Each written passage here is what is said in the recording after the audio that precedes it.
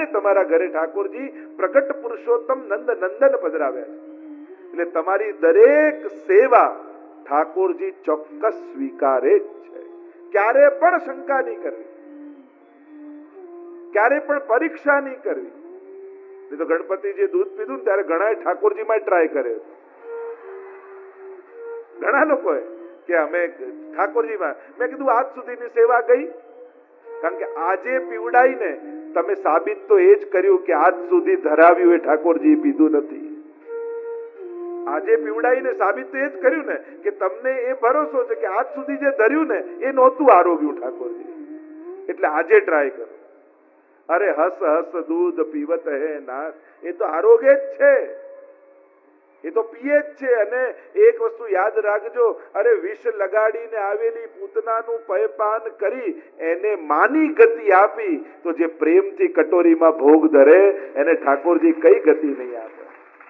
વિષ લગાડીને જે દૂધ પાય તો 7 ઘૂંટ ભર પીજે લાલા, ધોરી કોપય પરમ રસાલા. નિત્ય લીલામાં કહ્યું 7 ઘૂંટ પીએ, 7 અવસ્થાનું દાન ઠાકોરજી કરે. પ્રેમ, આસક્તિ, વ્યસન, આવેશ, પ્રવેશ, ત્રપા અને મૂર્છા. આ પ્રેમની 7 અવસ્થાનું દાન 7 ઘૂંટ ભર પીને ઠાકોરજી કરે છે ભક્તને. તો સેવા બાબતની ક્યારે શંકા નહીં કરે. અને એમાંય આગળ અનેક પ્રકારની શંકાઓની ચર્ચા વાર્તા સાહિત્યમાં ભાવ પ્રકાશમાં કહ્યું છે.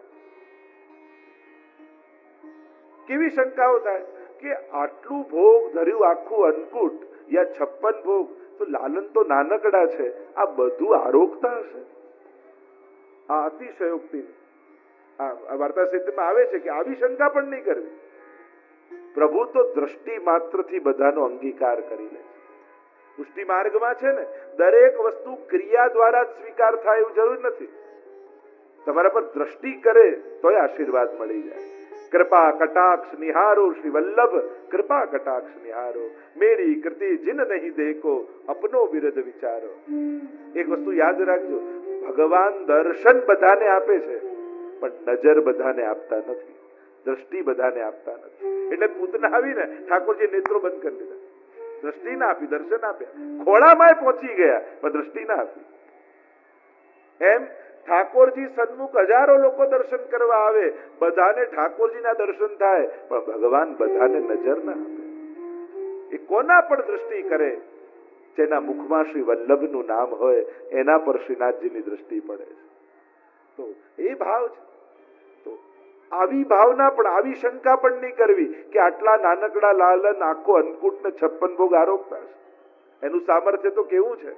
એ તો શિલામાંથી 1000 હાથ ધારણ કરીને પ્રગટ થયા. દેખો રી હરિ ભોજન ખાત. પ્રભુ તો આરોગ્ય છે. અને ત્યાં સુધીની વાર્તા આવી કે જે ગોવાલણ ઘરથી નીકળી ન શકી અને ઘરમાં જ માટલું લઈને ભોગ ધર્યો, તો ગિરિરાજજી એવો હાથ લાંબો કર્યો કે છેક ઘરે હાથ પહોંચ્યો, ત્યાંથી માટલું લઈને આવી ગયા ઠાકોર. એટલે પ્રભુમાં આવી શંકા પણ નહીં કરે.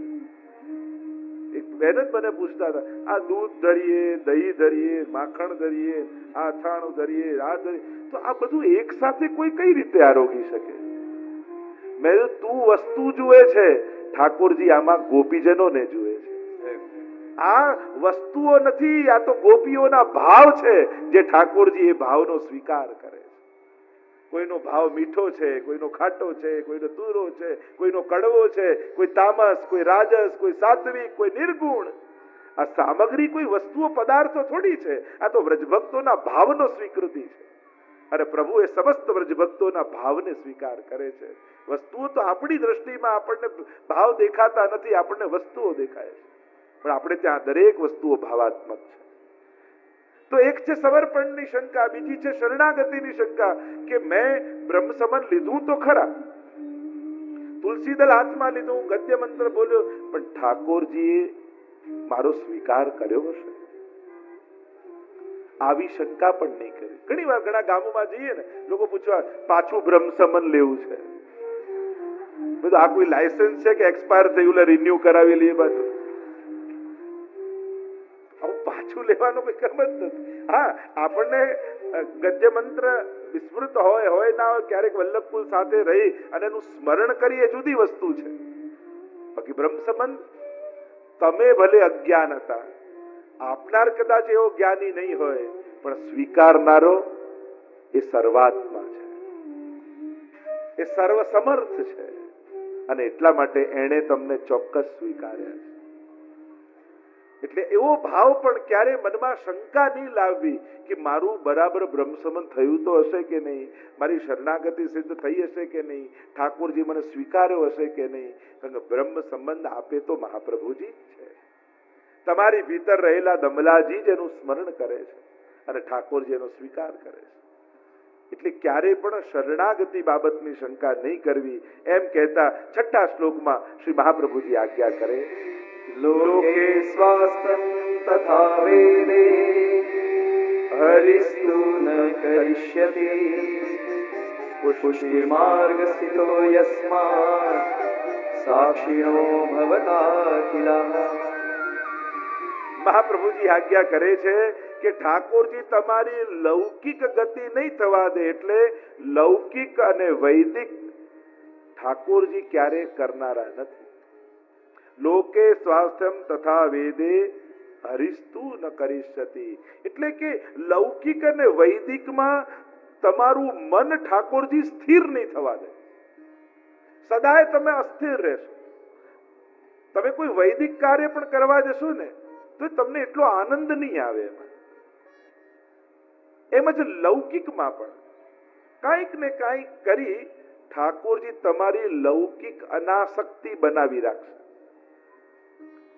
એટલે કદાચ એવું થાય કે તમારા સ્વજનો, તમારા દીકરા કે તમારા એમ થાય કે તમારી જોડે રહેવા તૈયાર નથી, એને નથી ફાવતું તમારી જોડે, ત્યારે ક્લેશ નહીં કરો. ત્યારે એમ વિચારું કે હા, ઠાકોરજીએ કદાચ મારું મન આમાં ફસાઈ જવાનું હશે એટલે ઠાકોરજીએ જ એના મોઢે બોલાવ્યું.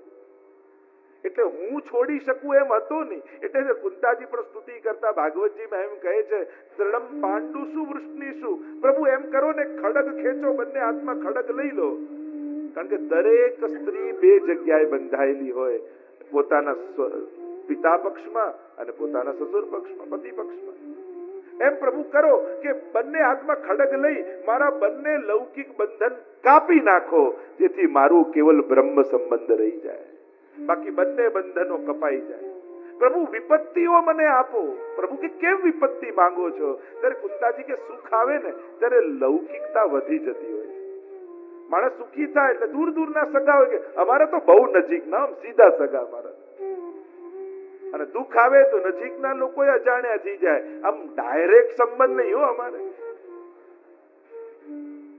નજીકના. એટલે કુંતાજી કહે કે અમે એવા સંસાર આસક્ત જીવો છીએ ને કે સંસારને છોડવાનું સાહસ અમારામાં નથી.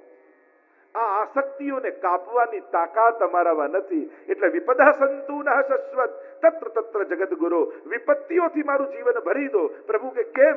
એટલા માટે કે વિપત્તિ આવશે તો સંસાર અમારે નહીં છોડવો પડે, સંસારના લોકો જ અમને છોડીને જતા રહેશે. કારણ કે અમારામાં તાકાત છે નહીં. સંજોગ એવા કરી દો કે અમારી આસક્તિઓ ત્યાં સમાપ્ત થઈ જાય. એટલે કદાચ વિપરીત સ્વજનો મળ્યા છે તો એમ માનો કે આ દીકરો નથી બોલ્યો, એની જીભ પર બેસીને ભગવાન બોલ્યા છે કે તારી આસક્તિ એમાં થઈ જાય, એના કરતા આસક્તિના પદાર્થો તારાથી અનાસક્ત થઈ જાય એવું તને કરી દો. અને અનુકૂળ છે તો ઠાકોરજીનો આભાર માનો કે ચલો આપની સેવામાં એક વૈષ્ણવ વધ્યો છે. જો કેવા તત્પર છે, કંઈ પણ મારે અલૌકિક કરવું હોય તો તુરંત મને સાથ આપે. તરત સગવડતા ઠાકોરજીએ મને દીકરો નથી આપ્યો, મારા ઘરે એક ભગવતી વૈષ્ણવ મને આપ્યો. આવો ભાવ થઈ જાય. મૂળ વાત છે સમજથી સંકટોને તરવાની વાત. સમજથી સંકટોને તરી જાઓ. કારણ કે અનુકૂળ સંજોગોની પ્રતીક્ષા કરશો તે તો જીવન સમાપ્ત થઈ જશે. ક્યારે અનુકૂળ થઈ જાય? સમજથી અનુકૂળતાઓ ઊભી કરો. લોકે સ્વાસ્થ્યમ તથા વેદે હરિસ્તુ ન કરિષ્યતિ. બહુ ઠાકોરજી તમને લૌકિકમાં સેટ નહીં થવા દે. એટલે કે તમને લૌકિક આસક્ત નહીં થવા. તમારું કઈ બધું બગાડી નાખે એવું કઈ વાત નથી. ભાગવતજીમાં જેટલા ભક્તોની કથા છે બધા રાજા મહારાજાઓની જ કથા છે. પણ ધીરે ધીરે ઠાકોરજી તમને અનાસક્ત કરી અને લૌકિકમાં રહેવા છતાં તમારી લૌકિક ગતિ ન થાય એની સાવધાની બનાવીને રાખશે. પુષ્ટિ માર્ગ સ્થિતો યસ્માત સાક્ષીણો ભવતા અખિલા. અને પુષ્ટિ માર્ગમાં જે સ્થિત છે એને સાક્ષી ભાવે રહેવું. તટસ્થ, આપણે કહીએ તટસ્થ, તટસ્થ કોને કહેવાય? તટની જેમ. જેમ નદીનો તટ હોય તો પાણી વધે કે ઘટે, તટ તો એની જગ્યાએ જ રહે છે. એમ સુખ વધે કે સુખ ઘટે, તટસ્થ થઈને તટ ભાવથી પ્રવાહને જોતા રહેવું કે આ બધું વહી રહ્યું છે, ક્યાંક હું તણાઈ ન જાઉં, મારે મારી જગ્યાએ જ રહેવાનું છે. જલ રોજ હજારો લીટર વહી જાય પણ તટ એની જગ્યાએ જ રહે. બસ તટસ્થ બનીને રહેવું, તટની જેમ રહેવું. આ બધા પ્રવાહો છે, આ બધી આસક્તિઓ છે જે વહી રહી છે, પણ મારો જન્મ ભગવત સેવા કરવા માટે થયો છે. મેં ઠાકોરજીને સંકલ્પ આપ્યો છે કે હું તમારો થયો છું, એટલે મારે ભગવાનના થઈને જીવવું છે. એમ કહી 7મા શ્લોકમાં આગળ મહાપ્રભુજી આજ્ઞા કરે, સેવા વૃતે દુરોરાગ્યા બાધનમ વા હરિચ્છયા અતઃ સેવા પરમ ચિત્તમ વિવિધાય સ્થિયતામ સુખમ.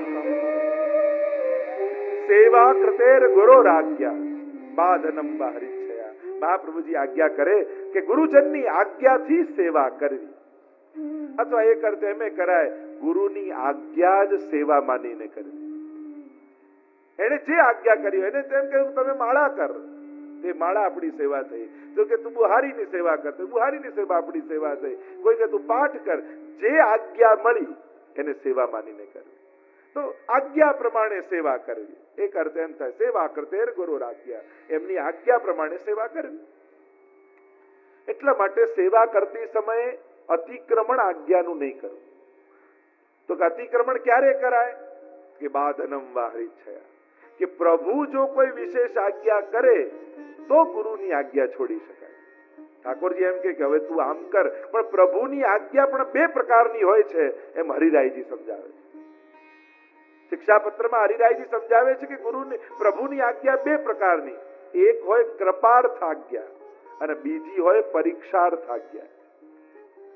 તો કે કૃપાર્થ આજ્ઞા કઈ ને પરીક્ષાર્થ આજ્ઞા કઈ? તો કે કૃપાર્થ આજ્ઞા એ છે કે જેમાં ઠાકોરજીએ આજ્ઞા કરી હોય અને પોતાના સુખની, પ્રભુના સુખની આજ્ઞા કરી હોય કે મારા માટે આ સિદ્ધ કર, મારા માટે આ લઈ આવ, જે આજ્ઞામાં પ્રભુનું સુખ હોય એને કૃપાર્થ આજ્ઞા જાણવી કે ઠાકોરજીએ કૃપા કરીને આજ્ઞા કરી. અને જે આજ્ઞામાં વૈષ્ણવના સુખનો વિચાર હોય, આપણા સુખનો વિચાર હોય, ભલે કરી ઠાકોરજી આજ્ઞા હોય, તો એ આજ્ઞાને પરીક્ષાર્થ જાણવી કે અત્યારે ઠાકોરજી મારી પરીક્ષા કરી રહ્યા છે. રામદાસની વાર્તામાં નથી આવતું? મહાપ્રભુજી આજ્ઞા કરી કે તું ઠાકોરજીને પંખો કર. ઠાકોરજી રાજભોગ આરોગતા હોય ત્યારે એમને ગરમી લાગે છે, પણ એક વસ્તુ યાદ રાખજે, તારી આંખો બંધ રાખજે, કારણ કે આ લીલાના દર્શન કરવાનો અધિકાર તારો નથી.